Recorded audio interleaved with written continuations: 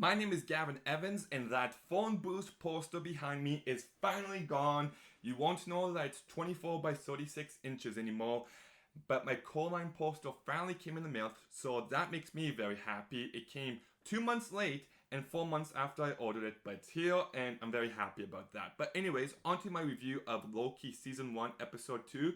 This is a spoiler review, so I will be going in depth, so if you haven't seen the episode, then go ahead and keep watching them. I'm fun to look at.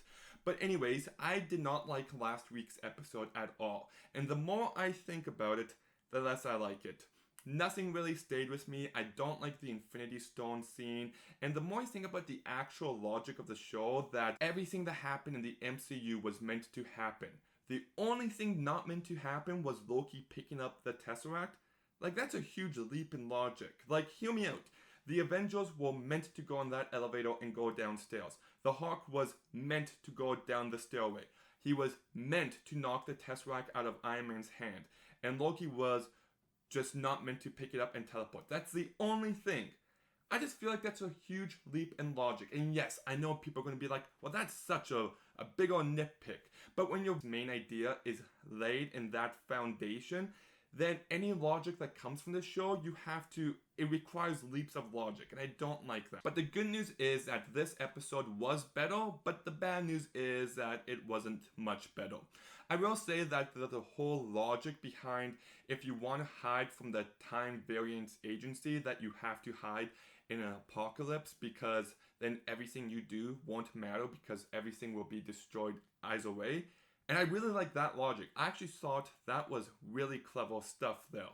And I also like when the villain is jumping around from body to body.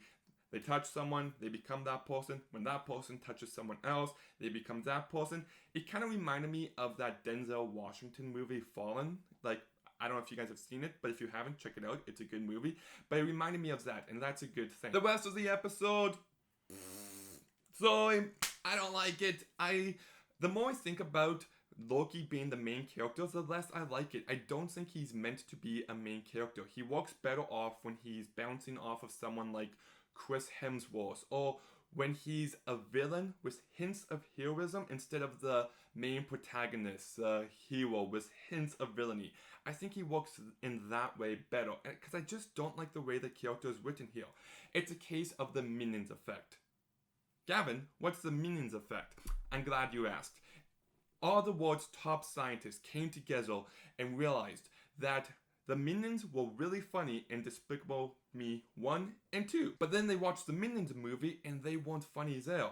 So the scientists all put together what could have caused this to happen. What could have caused the Minions being hilarious in Despicable Me 1 and 2 to the Minions that weren't funny at all in Minions. And they figured it out. Sometimes characters like the Minions are better when they're playing off of Gru and the three little girls. They're not meant to be lead characters. They're meant to be supporting characters. And when you put them in that lead role, it just doesn't work as well. And I think that's the case here.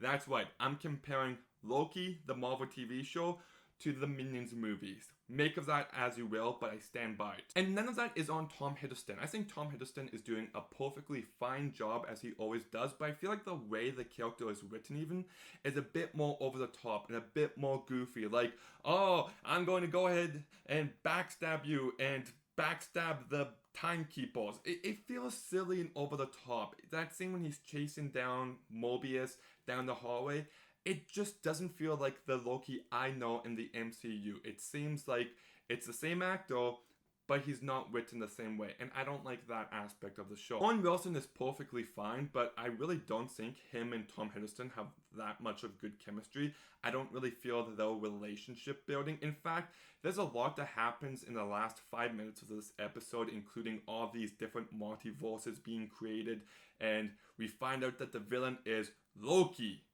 but a girl. But when I look back on the rest of the episode, it just seems so meaningless. It just feels like one long stretch of time to get us to the ending. For us to find the villain, for us to find out that she's a girl, for us to realize that the multiverses are being created now. The rest of the episode seems completely meaningless in hindsight. And if they were actually building characters and their relationships, I could maybe get on board with it a bit more, but they aren't. I will also say that I love Guardians of the Galaxy, but ever since that movie came out, there've been a trend of big action sequences being set to pop music. And when done well, it can be done exceptionally well. You've got the Kingsman church scene set to Freeboard by Leonard Skinner.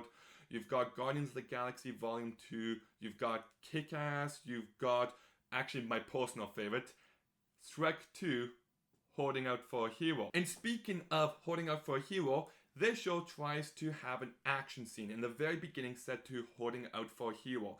And it was not edited to the song at all.